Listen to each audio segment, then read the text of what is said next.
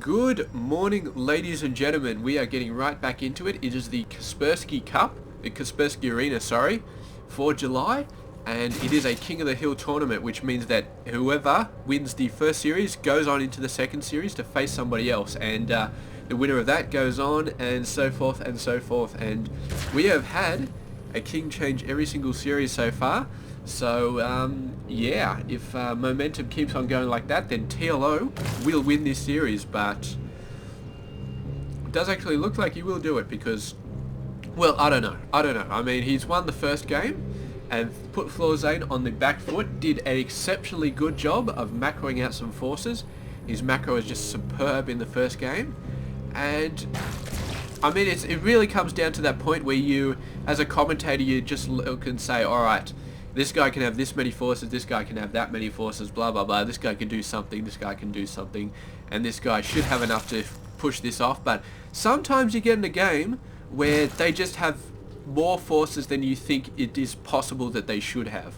I mean, I think I saw this in the, what was it, the grand final of the Dream Hack or something like that, where it was Zhairymuppetx, and yeah, he had forces, and it didn't seem possible that he actually could have that many forces. He just had more forces than it seemed possible for him to have at that point, and it actually confused me quite a bit. And it looks, and I think TLO did that last game as well. He just had so many forces, he just kept the pressure up, and yeah, he just did an awesome job and really just dominated ThorZaIN in game one. And ThorZaIN is going to have to think of something else to do here, and I think, I mean, he had great unit composition.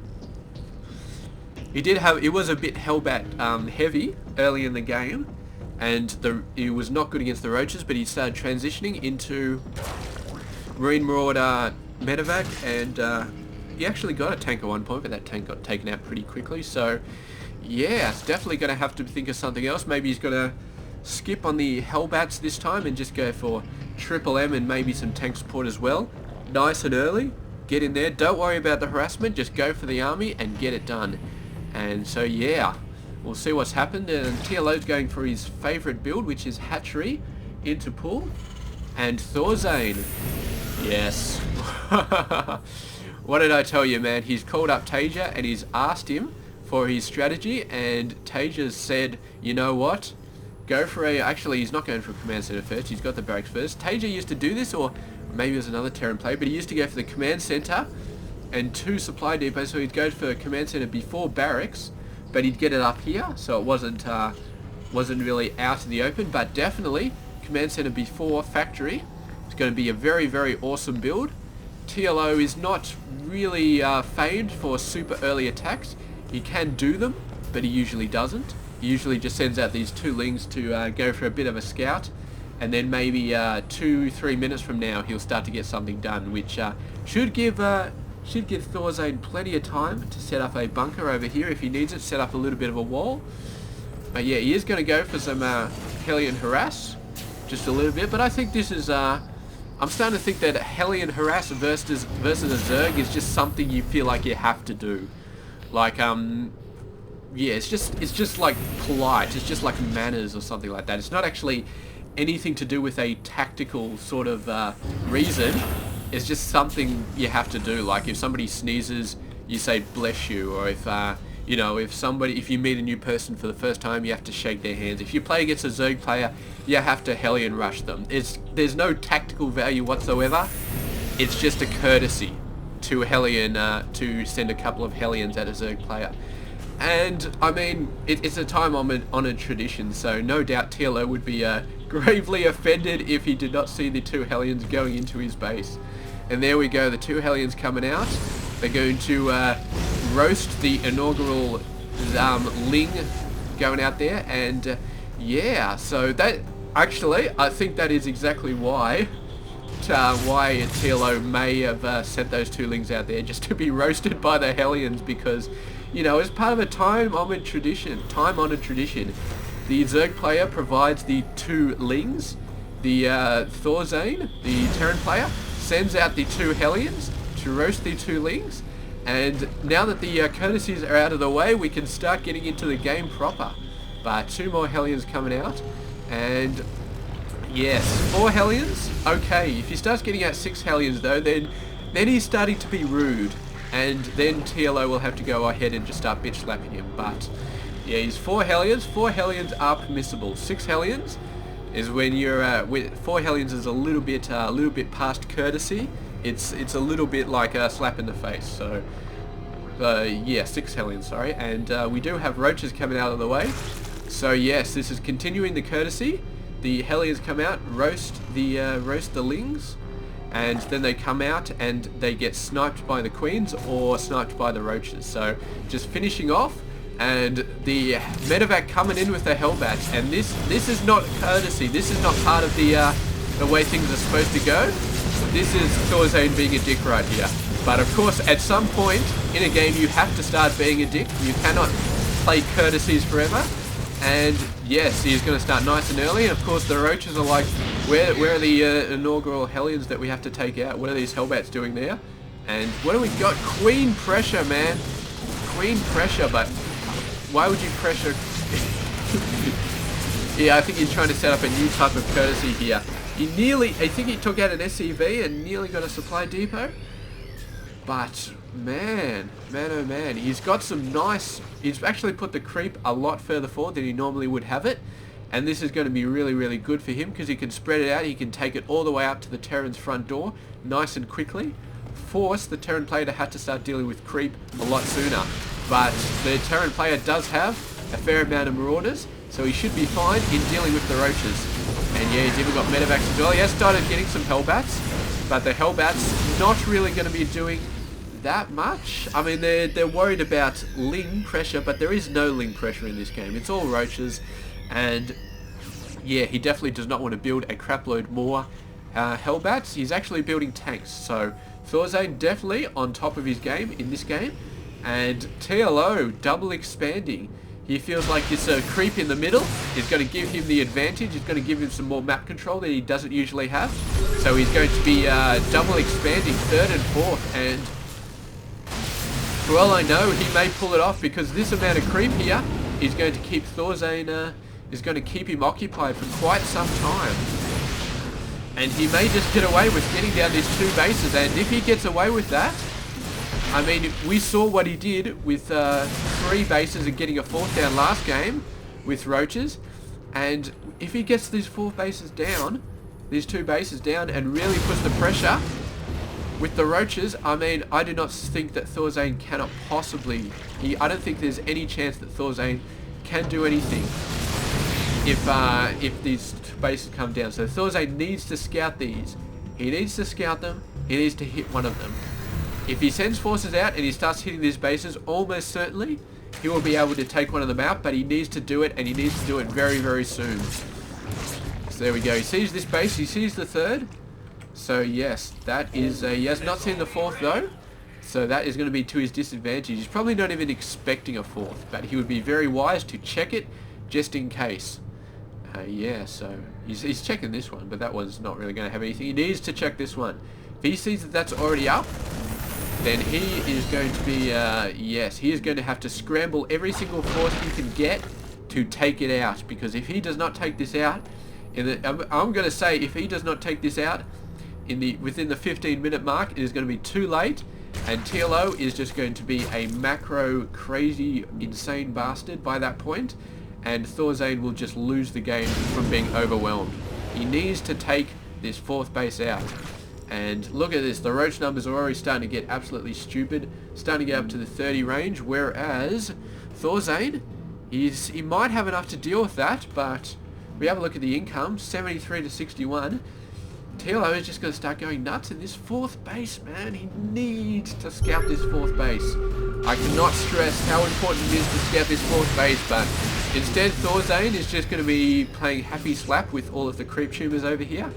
And yeah, I can't stop talking about the 4th base, man. ThorZaIN is going to lose this game because he's not scouting the 4th base. He's starting to get the creep down, but these guys got to be moving in. They do not want this guy to scout down there, but it looks like he's just going to keep pushing in. He's pushing in. Oh, is he going to scout it? Keep on, go, but the roach is catching up, and he's going to be moving away. Scout the 4th base. There he goes. He does the hard push. He sees the 4th base, And now he's like, oh, this base is already up there. This is going to be some scary shit. The force is coming in, but ThorZaIN knows about the fourth, and he has to do something about it. Unless he just solidifies into his third. But even then, I do not know if it's going to work, because TLO, man, is getting a massive amount of units right now. He's getting Roach Hydra. He's got 2 weapons. He's got 2 armor just about to finish off. He's got roaches coming out of his ass. He's got his infestation pit. He is going into super duper macro mode. And ThorZaIN will probably be able to hold this off defensively, but look at the amount of forces he's got at the 14-minute mark. This is already a late game army right here. Just pushing in, doing some awesome stuff. ThorZaIN is doing very well for himself. He's managed to get the 3rd base up. And look at this, Marauders versus Hellions. They've moved out of the siege tank range. And he's got to do some awesome stuff and just ripping apart this army.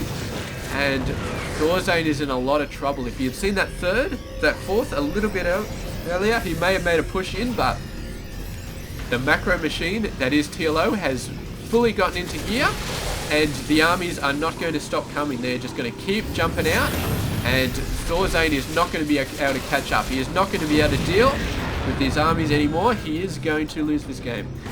There we go, I've said it, he's going to lose this game. What the hell are these overlords doing? I do not know, but they're crapping themselves for one reason or another. And here we go, ThorZaIN trying to hold off. He really needs to keep this 3rd base going. He's starting to move the siege tanks out in front, and he may be able to hold off here, but I don't know. I don't think it matters if he can hold here, because holding the 3rd base might keep him in the game, but it's not going to win him the game, not with 4 bases going nuts. And TLO, we know he is going to expand to a 5th in the next few minutes, because he is just that awesome, that sort of awesome player. And yeah, he wants to be mining at 4 bases at once, so he's going to have to get the 5th base out. And 5 base Zerg versus a 3 base Terran, man, there's no hope. He's just got no hope. He's going to hold off attacks every now and then, but here we go, the 5th base coming down over there, sorry. And yes, TLO just with the insane amount of macro, and ThorZaIN really back up against the wall. I'm not sure what he can do. He's got an insane amount of upgrades, but the Zerg has an insane amount of upgrades as well. He's only started 3 weapons, and ThorZaIN is going to get his 3 weapons and his 3 armor a little bit sooner. He's actually getting level 2 for the tanks and stuff, but oh, that's actually burning down. Maybe that was TLO letting him know that it was burning down. I do not know, but it's gone now. And oh, his supply blocked him. Ouch. A lot of pain. Speaking of a lot of pain, he's trying to move in here. He didn't do a lot though. But yes, these medevacs managing to run out. I'm surprised the Vipers didn't try and yank them back. They must have been out of energy. So lucky for those medevacs. Even if they're hiding out here, you can chain pull these guys back into a group of spore crawlers or medevacs or hydras or whatever the hell it is. And yes, ThorZaIN, he is like a rat in a trap at the moment, and he does not realize that the entire map is the trap right now. So he is squeezed into it, and TLO is just got his hands around his throat. And yes, the question is, when is TLO going to start squeezing? Because I do not know, man. I do not know. ThorZaIN's got up a very huge army. He's got the numbers. But if we have a look at the income, I do not know, man. Maybe he can pull out of this. Maybe 3 base Terran is the bases that he needs to have. But he's nearly mined out there. And then he's going to be 2 base Terran. And 2 base Terran versus 4 base Zerg. He is not going to be able to rebuild his army as fast as he needs to.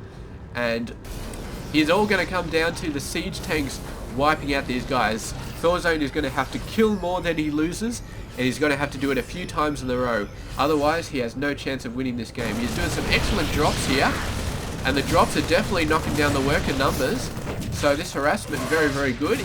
Maybe this is why TLO hasn't pushed in. But I can't help thinking that TLO just doesn't want to push in. And he's not ready to push in yet. He's waiting to get everything beautifully. You can see he's waiting for maybe 3-3 to get down. Maybe he's waiting for that. But ThorZaIN is going to have 3-3 by that point. And here we go, the push in. And man. Alright, ThorZaIN is going to get all his forces out. He's going to move to defend his 4th. He's got the high position here. He's got to move the tanks. They're in a beautiful position right now. The clouds are coming down, but the tanks sort of jumping out of them. And these tanks are going to do such an awesome job here. The Hellions, the bloody Hydras, I'm just going to say, just going to get shelled. And ThorZaIN pulling back, trying to pull the Hydras in. The Hydras are not falling for it. And really great job there by ThorZaIN. He lost a fair amount of units, the same as the Zerg, but all he lost were Marines and Marauders. He did not lose tanks, and that is the important thing right there. So yes, definitely getting in there. One Roach burrowing down to make sure the command center does not fall down. And yes, he's going to have to waste a scan here to get rid of this Roach. But yes, the Terran player is starting to get out to his 4th base and cannot land. Where's the scan? And there he goes. The Roach just gets destroyed in one shot. And there it goes. And meanwhile, the Zerg player may be thinking about doing a push to the side of the 3rd base. Keep that tank line running around. But he's already unsieging him, so he's already got some sort of idea that something is going on. Yeah, he should have this watchtower. If he had this watchtower, he would definitely know something was going on. Could have moved out a little bit sooner. But there we go. He's going to do a push. I don't know if he's going to be fast enough to defend this 3rd. I think he will be though, but this is a massive force. And they are going to take out a few tanks here. But the tank's doing so much damage, man. 2 weapons on these tanks, just about to get 3 damage. And yeah, doing a great job. The Zerg army just getting quite mutilated here. But they are moving in. They did take out quite a lot of tanks here. And they've actually got a flank with some forces here. And all of the infantry for the Terran army has been defeated. And it's going to come down to the reinforcements. And ThorZaIN is really getting up there with the 3rd and now the 4th. I think he has evened out the economy. I think he's in a very, very good spot right now. So this very early 4th base push that the Zerg player did, he would have needed to be trading armies about 10 minutes ago to really make use of it, but he didn't. He sat back a little bit, and ThorZaIN got the 3rd base up, and he got a massive army, and he had enough to hold off the 4th base when he moved out to it. So great play by ThorZaIN, pulling himself back in this game. I still think TLO could have finished it off a little bit earlier when his 4th base started getting like a couple of minutes after this really started to get working. But he didn't do it. He decided to go for a bit more tech options like Ultralisk and waiting for upgrades and stuff like that. But he gave ThorZaIN the time to get up the army he needed. And now we are into a late game macro fest, and ThorZaIN is not slacking off. He is getting up everything he needs to get up. And now TLO has a fight on his hand. It is going to be a late game, massive fight. And it's all going to come down to the units and tanks versus Hydras. TLO, he no longer has the economic advantage, and the army composition has been working against him. So yes, he's going to have to pull something out. And that something is going to be Broodlords. So yes, we're going to have to see a massive amount of Vikings coming out for ThorZaIN to deal with those Broodlords. And does he know? That is the question. Does he know? And I do not think he does.